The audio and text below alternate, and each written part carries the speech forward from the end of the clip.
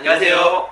내 차가 알고 싶다 이남승입니다. 네, 전국적으로 폭우가 쏟아지면서 침수 차량들이 속출하고 있는데요.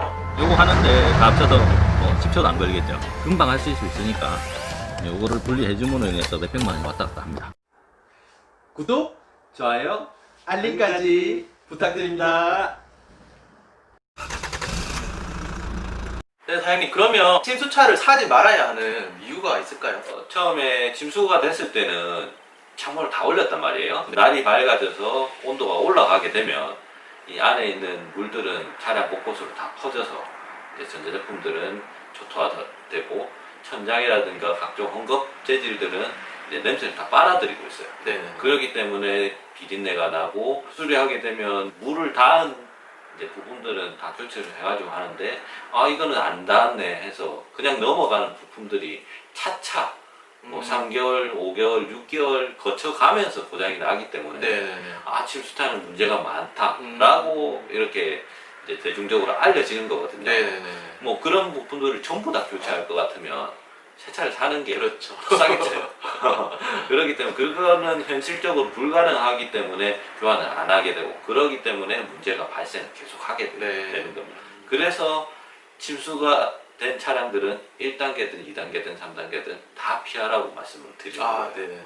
네, 그럼 침수차인지 확인을 할 수 있는 방법이 있을까요? 침수차인지 아닌지 보험 이력을 먼저 확인을 할 수 있는 방법인데요. 네. 저는 인터넷으로 침수차 이력 네, 침수차 이력은 인터넷에서 간단히 확인 가능하시고요. 네이버 검색창에 카히스토리라고 검색을 해보시면 됩니다. 밑에 카히스토리에 클릭해 주시고요. 카히스토리는 사고 이력도 확인 가능하시고요. 사고 이력 조회 옆에 무료 침수 차량 조회 클릭해 주시면 됩니다. 네, 조회 원하시는 차량 번호 입력을 하시면 되고요. 저는 제 예전 차량 번호 한번 입력을 해볼게요. 네, 조회하기 클릭하시고요. 네, 이렇게 무료 침수 사고 조회 결과가 바로 뜨고요. 이 차 같은 경우에는 침수 사고 내역이 없습니다 라고 나오네요. 하지만 밑에 보면 침수 사고 기록이 없다고 해서 반드시 침수와 무관한 차량이라고 할 수 없습니다 라고 적혀 있습니다. 이 말은 보험 처리를 하지 않은 침수차는 여기서 확인이 불가능하다는 말이고요. 그래서 100% 신뢰하기는 조금 힘듭니다.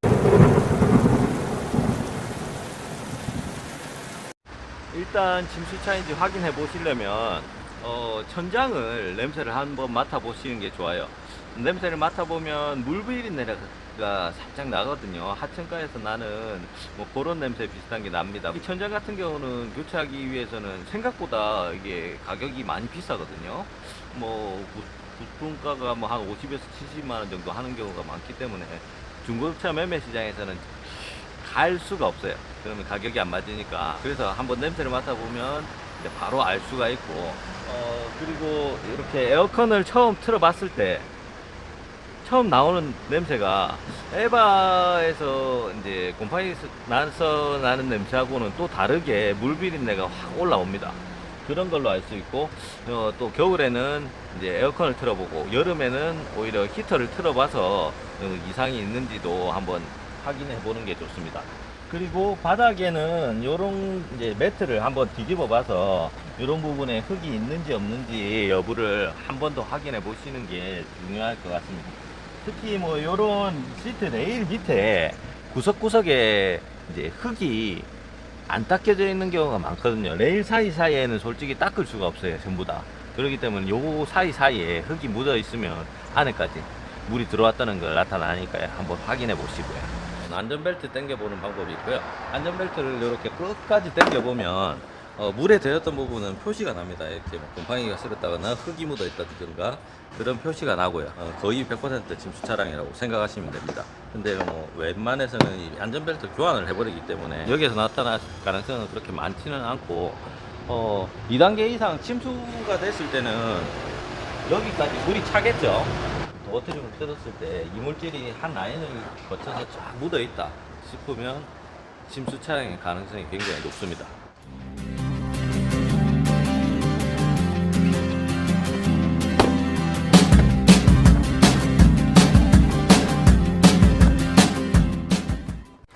자, 이렇게 뜯었을 때 침수가 되면 이쪽으로 물이 들어가요.